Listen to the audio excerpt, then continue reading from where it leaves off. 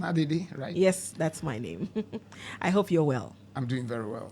And okay, so January, let me just start off from this point. How does it feel to be free all over again and not have to go to court every day defending yourself among others? I'm talking about from January all the way down to October. How does it feel? It feels so exciting. Exciting because you will notice, maybe many people were not aware of this, that most cases we had to go to court from Monday, Tuesday, Wednesday. And then you had to report to the BNI on Thursday. Okay. And this meant that 4 working days were gone. Invariably, this also meant that you were not going to be able to do anything. All you needed to do was to be going to court. The only time you had was your weekend. Wow. And therefore, for many reasons, it's been exciting being free from those hassles of going to court. Sometimes you are thinking of being late. And when you have to go to court and the court starts by 12 midday, you have to leave the house by 9 because you have to be sure that you are in court. Yeah. And if you are late, you are in trouble with the judges. You could be reprimanded, your bail a lot of things could happen to you. And therefore, you have to be sure. And for me, there was no day I left the house later than 9 a.m. Wow. And sometimes you could be in traffic for so long, and so you give room for all those inconveniences, get to court by 11 latest, and stay around until... And yet we could even close after 3, sometimes close to 4 o'clock, and then get home late. Wow. And for that, this continued for years. For years. And so you can't imagine my excitement when I'm pronounced acquitted and discharged. I mean, that's a wholesome, judgment. You know that you are there. At no point would they perhaps say that they found new evidence, so they want to bring you back. Now tell us, on the day of your arrest, where were you? I think I need to respond to that comment you made. At no point in time did they say they didn't have any evidence from the beginning. And they knew they did not. And I mentioned this earlier, that from the beginning, they did not have any evidence. They knew what they were doing. And so there was no evidence, and they cannot find any evidence. And that's why, despite I've dared them several times, and they've not gone on any appeal against the judgment. So now back to your question. Where was I? Yes, where were you? I had dressed up and gone to office. I had reported from my mission in Haiti to the International Relations Department of the Ghana Police Service. And then I received a call from the IGP that I needed to see him. I went there, and he said the BNI wanted to see me. The previous week he had hinted that the BNI wanted to see me, and I said I had a funeral because I had not reported to the police service then. And therefore, I said, well, I was returning on Monday. Okay. So I went to the IGP's office, and he made somebody accompany me to the BNI office. Who was the IGP at the time? Mr. Pombueno. And then he asked an officer to accompany me to BNI. I also called my lawyers, who also accompanied us, and we all went to the BNI office.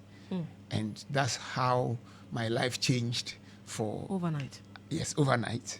And I did not return to the house. So that day you were kept at the BNI?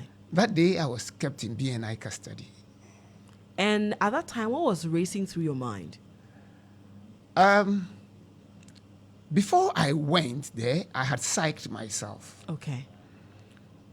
Because knowing the system that we're working with, and I've been a police officer, so, okay. And therefore, I knew that there were 2 things. They could ask you to write a statement and come back, and they could also decide to detain you. And I, at a point in time when I had arrived there, knew that this is what was on their minds. And I had described those things vividly in my book. And when the IGP told you that the BNI wanted to have a conversation with you. They were inviting you to their office. Did you by any chance have any inkling as to what exactly was going to happen? Did you have any idea as to why the BNI had taken interest in you? Yes, definitely. Okay.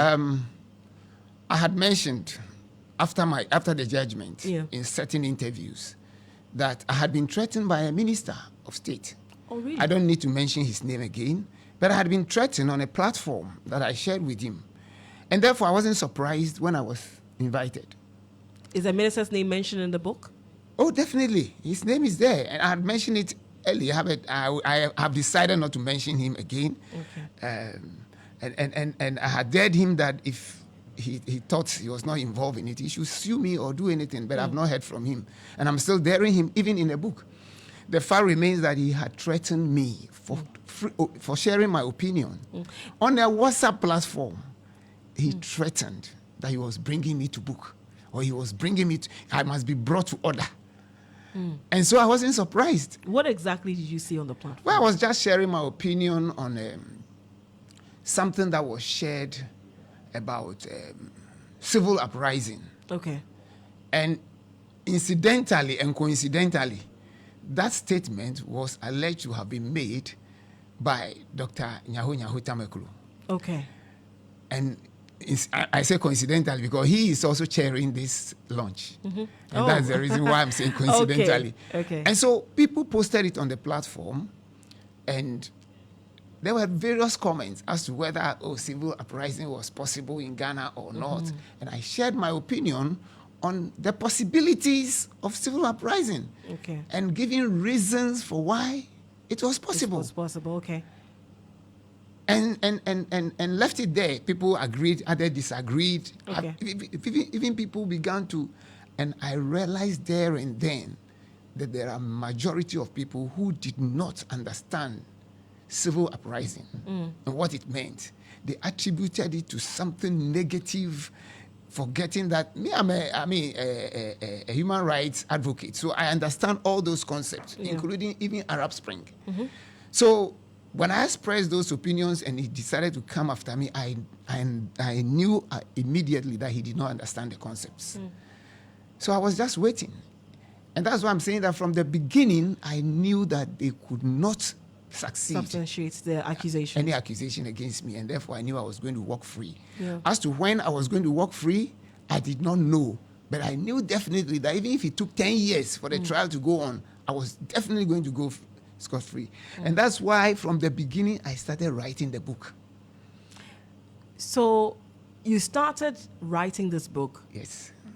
I mean, just when you were picked up? Is that it? How many days after? You see, as soon as it became imminent that I was going to be detained, Okay. I encouraged myself and saw it as an opportunity to write my first book, my first major book. And therefore, even though I was in BNI custody for 5 days, I have a good memory, and therefore I decided to observe and keep everything. I didn't have anything to write on, no paper, no pen. So as soon as I left BNI custody and had some form of freedom, I started documenting. Okay. And I wrote, by the time of the judgment, I had written 26 out of the 28 chapters in this book. 26. Out of the 28 chapters. How in this many book. pages in all do you have? I have about 551 pages. And I had written 28 chapters. Okay. And by the time of the judgment, I had 26 Yeah, chapters 26. ready. And why did you think it was necessary to document everything that you were going through or you were experiencing at the time? I began to see a lot of abnormal procedures. Okay. I began to see a lot of violations just from the BNI. Just from the BNI? Just from the BNI. I began to see a lot of tricks and a lot of unconventional means of interrogation and other things. And let's take it one after the other. Yes. You said you started to see unconventional tricks. Yes. Human rights violations. Yes. Can you give some examples in relation to some of these? I will leave those examples. Okay, all right. I will leave those. Just indulge me. I will leave those examples. But is it in the book? They are all in the book. Okay. They are all in the book. And therefore, it just occurred to me that why don't you start documenting this? And so I decided that I was going to do that. And that is why when you read this, the descriptions are so vivid. Because I never let time pass, you know. I was writing whilst I was going through this whole trial. The emotions were raw. The emotions were there, and the descriptions were so graphic and vivid as well. Somebody who reviewed this book told me it was as if he was living the book, as though the things were happening live. And I did not just write about the BNI and the police or the CID or anything only.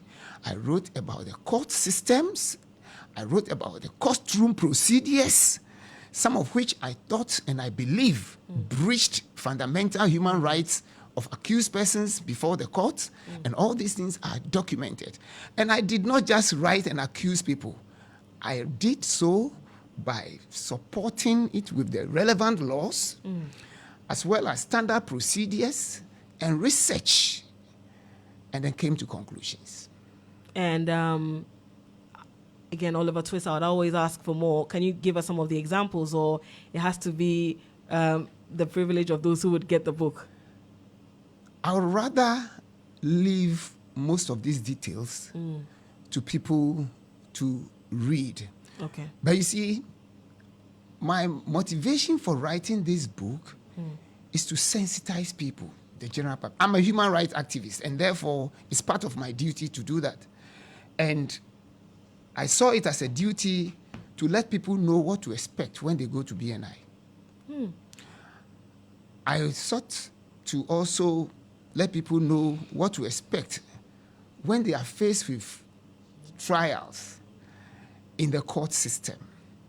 Although the court is a place that you expect justice, I tell you it's not easy. It doesn't always come easily. It doesn't always come easily. And I have come to one conclusion after all my trial, that it is easier to send an innocent person to prison. It is easier to send an innocent person to prison. That is Our profound. justice system is expected to deliver justice. But I tell you, either through some machinations or some form of orchestration, you are likely to find people who are innocent being sent to prison. And a typical case is mine. If I did not have the kind of experience that I had as an investigator, and then my background as a police officer for 35 years, with a lot of investigative skills, if I did not get my lawyers who were good and were ready to help me and sacrifice, I could have been jailed. Now, after all the lies and all the fabrications. What you said is very profound. You say that our justice delivery system makes it easier to send innocent people to prison. That is exactly what I've said. Innocent people to Innocent people can easily end up in prison. Is it because of the, as you had mentioned, the numerous violations of accused persons' rights? It's mostly because of the way the prosecution team can concoct stories. They can easily concoct stories, and I have documented instances, not one, not twice, not thrice, where they have concocted stories against me which never materialized. And if I did not have those skills and the background, those stories could have stuck. They could have stuck. Because another thing is also that sometimes the court system does not have the means, or maybe they are unable to detect some of these things. Okay. All right? Some of these fabrications. Some of these fabrications, because, I mean, it's a matter of the prosecution team and your defense. So this is what they are saying, and they keep saying it. And so they get 3 or 4 people saying the same thing. Now, let me give you a typical example. This is a typical example. I've mentioned it before. You are arrested for a comment on your WhatsApp platform. The BNI arrests you, and then they take your phone from you. All right? Yes. Now, this phone is not returned to you. You don't know what happens to it. You don't know what happens to it. Whether it's been tapped or otherwise. Whether it's been, whatever happens to you, you don't know. Yeah. And they accuse you based on what is on the on your phone. Okay. And if they decide to give it to you, and there are instances, and I've proven that in my book, there are instances that when it is even returned to you, they flash all the phone, and so you don't have any information. And so when they accuse you, you are unable to get the circumstances under which you made those statements, and therefore you have become so vulnerable that you're helpless. You are so helpless, and so their lies stick. Now, in my case, I resisted the attempt to take my phone. Because you know the law. Because I knew what I was about. Yes. You understand? And when they tried to take it, we made a lot of noise about it until it was returned to me. Now, let me give you another example. They took my phone, and then we went to court. This one is part of the book, but I want to whet people's appetite to understand the point I'm making. We went to court and we asked that, look, this phone be returned to us. They said no. They found something incriminating on my phone, and therefore they were not going to return it to me. Okay, so I knew there was nothing incriminating, but they said they had found something incriminating. Now, you see, once they said that, the judges agreed, and that was settled. They have found something incriminating. What exactly? And that will be used in prosecuting me. All right, Okay. so we left it there.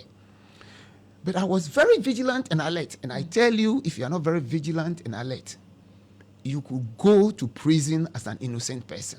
I mean, when you say that, is it that... And that's what I'm about to explain. There's a possibility of planting so-called evidence on the phone? I wouldn't say there's a possibility. There's a possibility of fabricating stories, concocting stories that do not exist. And in your case, it happened? It happened. You mentioned like not once, not twice. Not once, not twice. And anytime they were caught, they came out with another one, etc., etc. And names have been mentioned on this in the book. Now, I was developing a story. So they took my phone, and then they said they had found something on it. So we were waiting, but I was very vigilant. During the committal proceedings at the district court, on the last day of the committal proceedings, they have to now send the case to the High Court. Yeah. As soon as they brought the list of exhibits that they were sending there, I asked my lawyer to give me a copy. When they gave it to me, I scanned through and I realized that my gadgets were not included. So I quickly drew the attention of my judge, my lawyer to it, and then he drew the attention of the judge. And the judge ordered them immediately to give my phones back to me.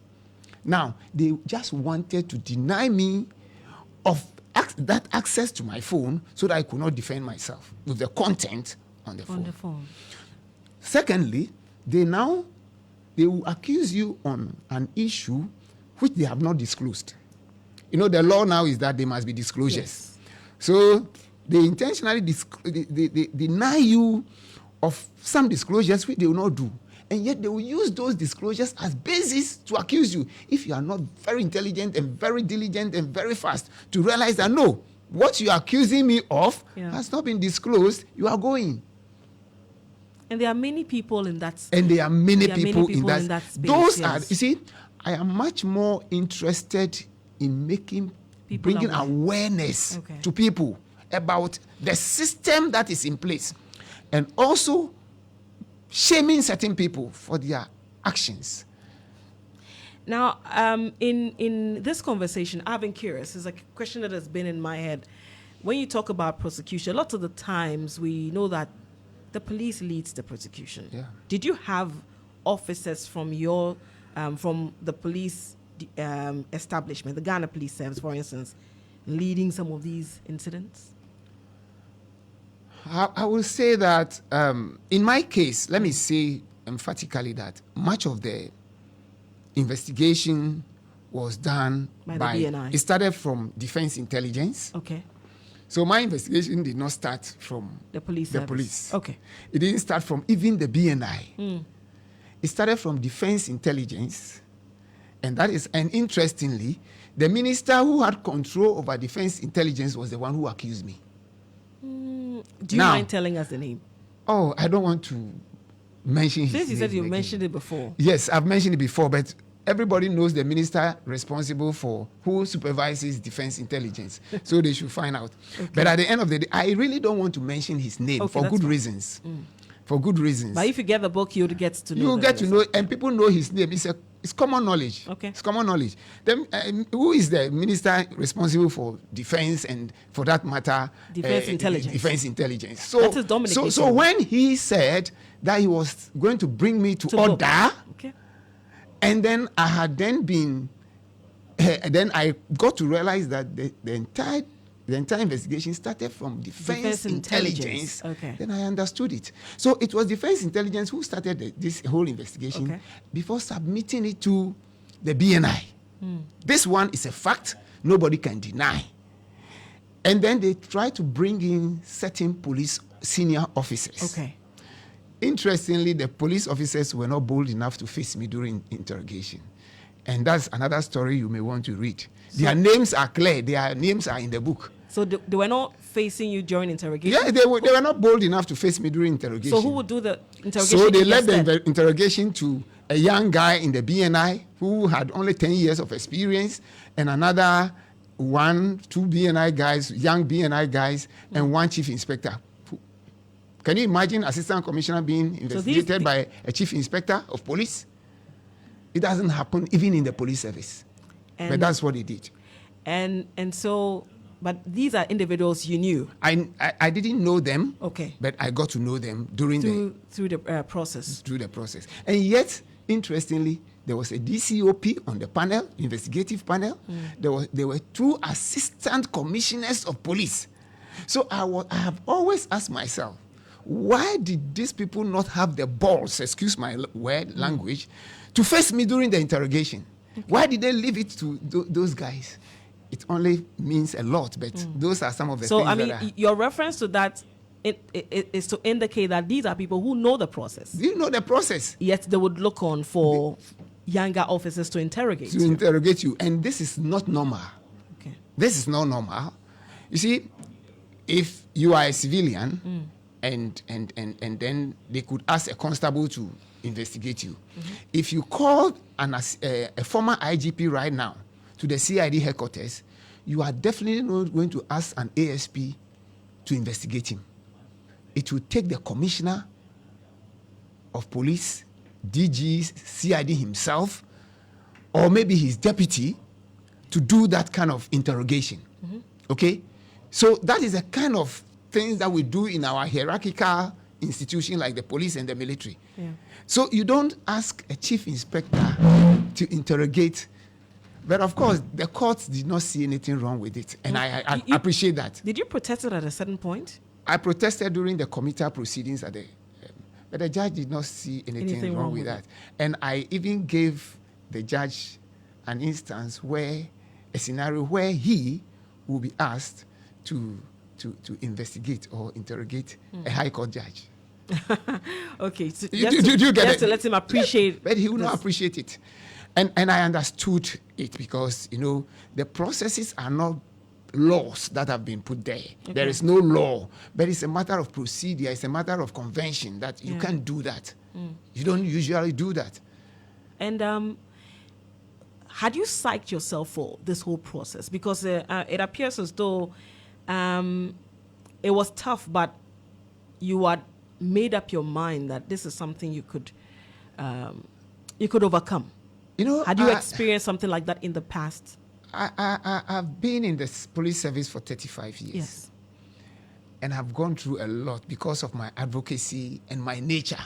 Okay. My nature is such that I cannot tolerate the wrong thing being done. It doesn't matter who you are. I will speak out and I'll point it out. And this has resulted in a lot of times me facing certain problems. I remember when I was in Bolga, for instance, and I've given the instances in this book. Okay. And I did so just to whet people's appetite because a very senior journalist mentioned this on one program, and the intention was to prejudice the whole investigation against me. And so I decided, having quoted him, to explain the circumstances that led to that incident in Bolga, where I was dismissed because I decided to disobey an unlawful order. Now, whatever constituted the unlawful order, when you read the book, you would know. You appreciate it. Okay. And within hours, I was interdicted, and within few months, I was dismissed from the police service. Somebody who was fighting for the interest of the police service, as against a regional commander who was fighting for the interest of a businesswoman in Bolga. So I was fighting for the interest of the police service, fighting for the preservation of peace and security around the police station. Somebody who was trying to, I don't want to get into those details, but at the end of the day, that woman made sure, directly and indirectly, through all kinds of machinations. She was that powerful. And I was dismissed from the police service. And this was what year? That was around 2007 2007, 2008. So between that period. Yes, within that period. And so that was not the first time that this happening to me in 2019, I saw it as a continuation of my persecution in the police service. And your persecution in the police service, that is a strong word to use. Yes. I mean, a service you have served for 35 years. Yes. Why would anyone be interested in persecuting you? You say it's because of your advocacy and your nature. Yes, my nature is, I've told you already, but the circumstances surrounding these things, when you read them, then you understand what I mean. And so if you were dismissed in 2008, how did you make your way back? Well, I've always seen some of these adversities as opportunities. So when I was dismissed, I remembered then that I had a PhD form somewhere, and I quickly filled it. And I can tell you that within 2 to 3 months, I gained a full scholarship to go and do a PhD. And so whilst I was leaving, I had petitioned, and somehow the police council then decided that the verdict or the punishment given me for dismissal was too harsh. Okay. And therefore... The dismissal was excessive. It was too excessive, and therefore they actually recalled me. And before they recalled me, they decided to substitute that dismissal with reduction in rank. I was then a superintendent of police. You were superintendent of police? I was reduced to a DSP again.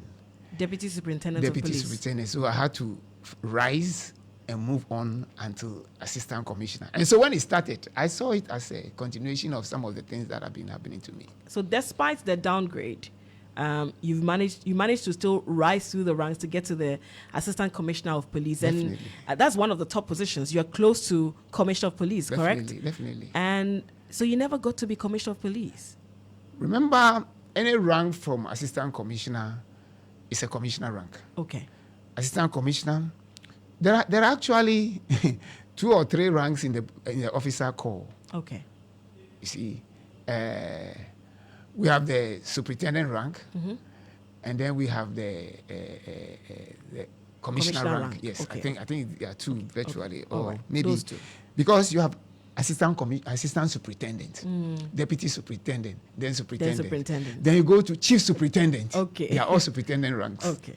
Then you have the assistant commissioner, okay, deputy commissioner, then commissioner. Okay. So, but did it ever disappoint you that you never got to be no. commissioner of police? You see, I've always believed in my God. Okay. And I've always believed that nobody can actually stop my destiny. Wherever I have reached is what God wants me to get to. And whatever I will do from now is what God has ordained me to do. And therefore, getting to even assistant commissioner of police and retiring as an assistant commissioner of police is a big achievement. Of course, I know that by the time I retired, I should have been a deputy commissioner of police. And that is the reason why, even up to now, I've not taken my retirement benefits. Okay. Because I'm still waiting for that promotion to the deputy commissioner of police. Even in retirement? You see, this is where the difference comes in. That's why I tell you about my principles in life. I fight for things that you ordinarily overlook. Once the court acquitted me and discharged me, it meant it's as if this never happened. it's as if this never happened. So I should enjoy. So Should be restored to your everything should be natural restored. order. I got my salary arrears back. So why wouldn't I get my promotion back? Do you understand me? Okay. And if you actually did assessment and other things, it presupposes that you did assessment for me and I got it. Because there's no adverse findings against me. If anything, I have a case against the state for wasting my time. Now, I've written to the police administration, the police council, because I don't have anything to deal with the police administration. Okay. So I wrote to the police council. I've not received any response from them. Everything is timing. I'm waiting maybe for the next police council to be constituted, and I'll repeat my appeal. If they fail, then I can go to court over it. Okay. And until then, my benefits are still there. Okay. You're waiting till I'm you waiting. get It doesn't your matter promotion. whether inflation is catching up with it. You see, people must stand up for principles Yeah. in life, and you must fight. It's a principle of it. Yes. And do you intend to, for instance, pick up a case of malicious prosecution against the state? Definitely, it's something that my lawyers and I have contemplated, Okay. and we will do it. But you see, everything is timing. Okay. In my opinion, there is no need starting this malicious prosecution against the same people who prosecuted me and who have not even had the courtesy to say we are sorry. Can you imagine? Which is a state? The state, represented by the Attorney General and whoever, should by now say, look, we are sorry. We have not treated you well. Maybe make some overtures of, okay, we would like to compensate you in this manner. Let it be a negotiation. And this could forestall a court process, okay? But because they did not do it and they are not ready to do it, that tells me that it's an intentional act. And I knew from the beginning that it was something intentional. What was the most difficult aspect of this whole journey for you, from 2019 all the way to January 2024? What was the most difficult aspect for you? The most difficult aspects, let me cite two issues. Yeah. First, my family. I knew that even when I was dismissed at first, they went through a lot of things. So I thought that they would be used to me. But I realized through this issue that they were not used to it. They were still worried. They are humans. Yeah. I was not worried. So I decided to be very strong. And because I was strong, somehow they got used to it. Okay. Let me give you... we saw moments of you where you would put up your fists. Oh, yes. You know. I was unperturbed. And in those gestures, people accused you of being a politician. Very good. And that is my nature. And when I make like this, why will you say I'm a politician? I am just telling you that I'm defying what they are doing. You see, people don't understand non-verbal communication. I have been arrested, and I've been accused of plotting a coup or attempting or abetting a coup. People expect you to fold your arms and be crying. And don't forget, the psychology of it all is to break you down. And so when they refuse, they realize that they are not able to break you down. They begin to give you more accusations. The psychology is to break you down, to make you mobile, and then to make you always crying. Morose. Yes, something like that. And when they see that you are not broken, then they begin to bring out some weird accusations about you. So when I raise my thumb, it's an indication of defiance. It's an indication that I was not perturbed about the accusation. It was an indication that I knew I was going to be vindicated. And what even defied them much more, what made them even much more angry? The fact that I moved from court and I granted a brief interview. It has never happened. And I did it intentionally to provoke them. And they were more determined now they started fabricating more lies. And yet, you know the reason? Up till today, they have not succumbed to the fact that my wearing of uniform to the court was their fault and not mine. Because they picked you up in uniform. You picked me up in uniform, you didn't send me home to go and change. You didn't ask my wife to bring me any clothes. You said we were going to court the third day. I was in custody. You said, let's go to court. I dressed in your full glare. You you escorted me to court. And after that, you come and accuse me of wearing uniform to court. Should I wear my underwear to court? I mean, these people are funny. And they are so unprofessional. The BNI people, I will say this again, are so unprofessional. You see, politics has eaten into their ears that they are so unprofessional. Why will you send me in uniform to court and after that accuse me? Why couldn't you reason enough that, look, you see, the procedures in investigation are simple. Yeah.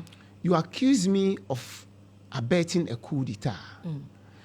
Do you know that up to today, nobody has gone to the bank to find out even how much I have in order? Because I thought that some investigations, they never did anything. To know and understand whether you have the means to carry out. They had not done anything. Or they you had have never, any support system. They had never sent me home to search me. They were also searching your home? There was no search. There was no search. Really? I'm telling you, frankly, I'm on national radio, and I'm telling you that nobody searched me. Nobody sent me home. So that is why it's a persecution.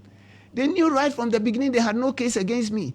So if you accuse me, for instance, that I had paid some money to somebody and therefore I had a miss, isn't it? And they even said I was sponsoring them, then go and freeze my account in the bank. None of that was. None of those things happened. And you send me to court in uniform. And turn around and accuse me. And turn around to accuse me. And then the Attorney General's office were behind those accusations. We told him not to wear, but he insisted that he wear. Yes, I've mentioned the name of the people who did that. And you're saying emphatically that they watched you dress. Nobody They protested. watched me dress and sent me to court and prosecuted me in uniform. They did not accuse me before the judge. When I left the court, then the accusation, when it backfired, and people began to ask, why should this person be in uniform and then be prosecuted? And then I was wearing UN beret. Yes. Because you know the tradition. Oh my God. You are reliving everything. The tradition in the police service is that when you go on AU mission, UN mission, or any mission, when you come back, your first day of report, and I'm saying this for any police officer to call in to rebut what I've said, you wear your uniform and the whatever, the accoutrement that to indicate that you are on a foreign mission and you are back. You are debriefed.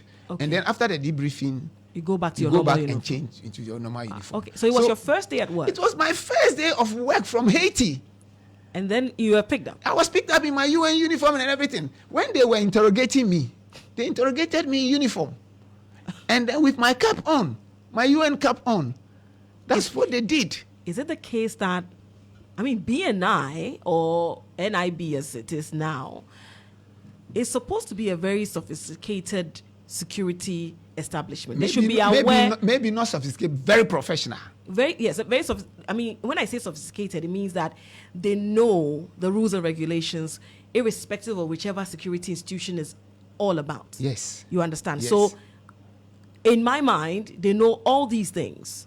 So, how is it that they would interrogate you in uniform? But the point is also this. Assuming they did not even know the tradition in the police service. Okay. You asked the IGP to bring me. So he asked somebody to escort me there. I was in uniform. I was in UN beret. And then you decided to detain me.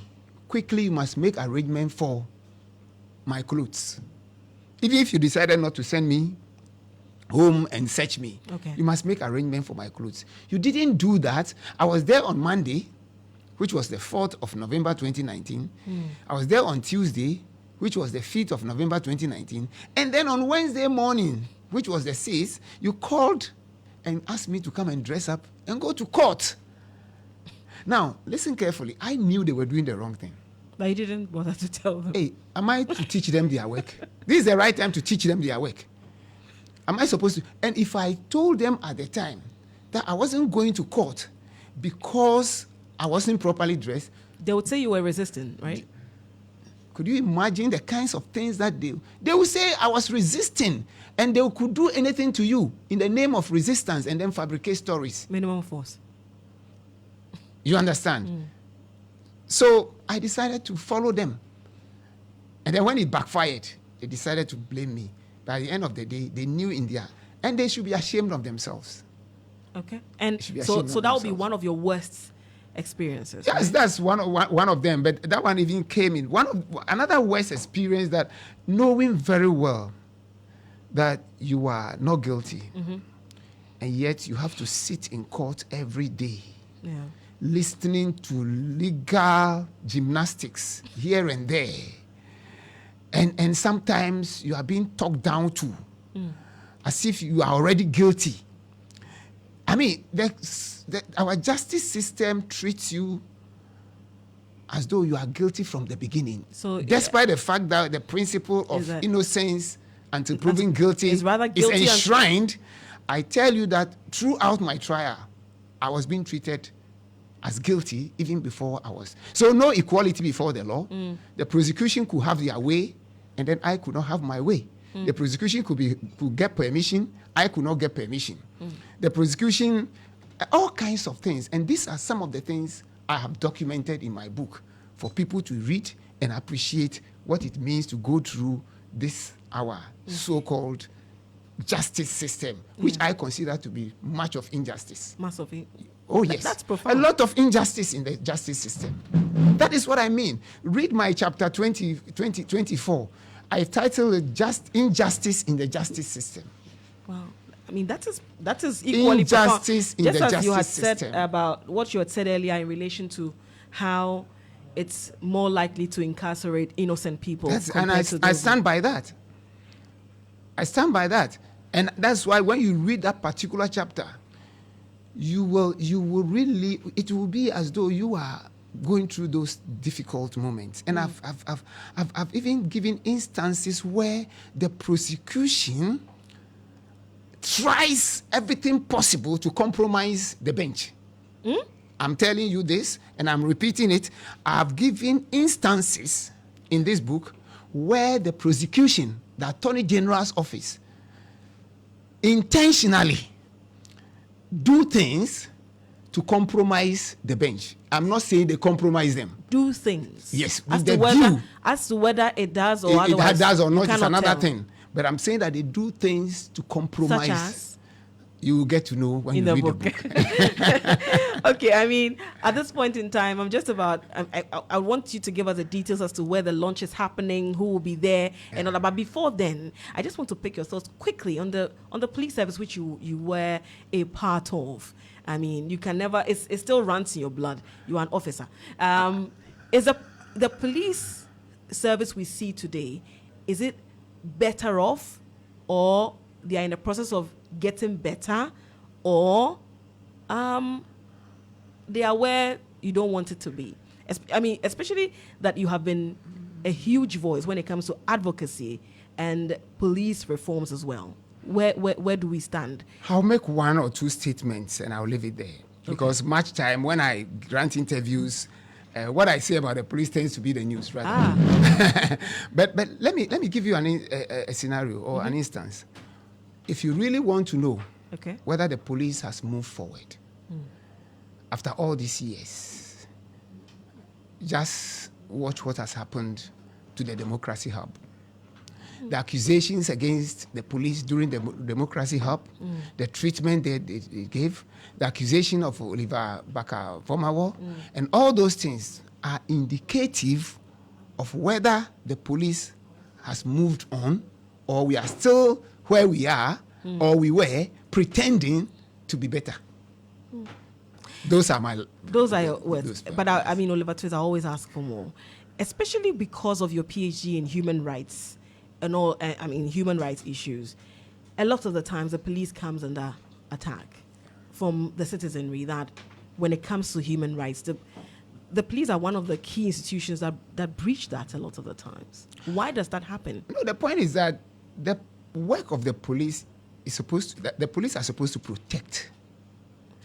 They are supposed to protect people, and then to also ensure that rights are not even violated in the first place. Okay, so that is why when something is about happening to you, the first call should have been police. Why is that this time the first call is the radio stations? Why is it that people begin to believe much more in the radio stations, the TV stations? So the typical person who is affected by any crime or something will rather, despite all the noise about visibility, why is it that we don't go to the visibility people, but we call the radio stations? So the confidence of the people, the trust of the people has shifted from the police in terms of security and safety to the radio stations. They believe that when the radio stations make noise, when they amplify, then the police will listen. They believe so. ACP, I'm sure if we want to continue with this conversation all the way to even 11 will not be done. Yes. And my producer is standing right on my neck, hinting me that I should be wrapping up now. So let's talk about the launch of the book. When exactly is it happening, and who are those who are attending? And is it open to everyone? First of all, it's open to everyone. Okay. But we've also invited a lot of people. Okay. I've already mentioned that Togbe Dr. Nyaho Tameklo has graciously agreed to chair it. Kafui Day is emceeing it. I've invited people from across the political divide. I've written letters and signed personally to the BNI, to the Chief Justice, to all the institutions that you can think about in this justice system. I want them to come and listen and also get copies and find out what is happening in their system, in the system that they are superintending over. I've invited the NDC, I've invited the MPP, Alan Tremantains, the Shedders. I've invited all of them. Okay. I'm waiting to see who will come and who will not come. Now, I am mentioning this on radio just so that in case you don't come and somebody else comes, you don't tell me that it was a party affair. Those who want to come, I have invited them. The chairpersons of NPP, the chairperson of NDC, of Tremantain, and all those people I've invited. Okay. And I expect that they'll be there. The Shrine Commissioner What's the venue? is supposed to be, I've been invited in this venue. Is Christ the King Hall, okay, opposite the Jubilee House. Okay. And that's where it's happening. The time is 4 o'clock to 7:30.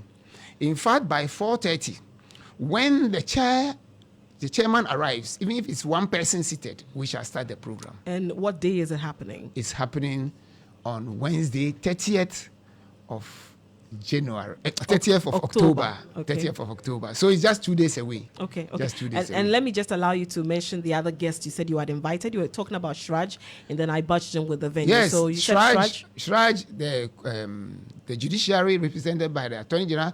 I've invited a speaker. I've invited. At the time of writing this, the old minority and the new minority, I invited them. Now, whether it has changed today, I don't know. But I invited the old minority as they were at the time. And then the majority. I don't want any problem. So I am expecting personalities from the old minority and the old majority. That's why. When they come, they can decide who is who sits where. Who sits where. ACP Agordzo, thank you so much for gracing our studios. It's been great having a conversation with you. I'm sure we probably should invite you after the launch and let's talk a bit more, because there's a lot more for us to explore. I would make sure I get a copy of the book, all right? I'm already interested in how everything unfolded, looking at the tidbits or snippets you have given us from the book. All the best on Wednesday as well. Thank you so much. It's been a privilege to be here. Yeah. And I'm looking forward to such engagements the more. All right, then. Have a wonderful day. You too. Bye. You're still listening to The Morning Star here on Star 103.5 FM. We just had a conversation with ACP Agordzo.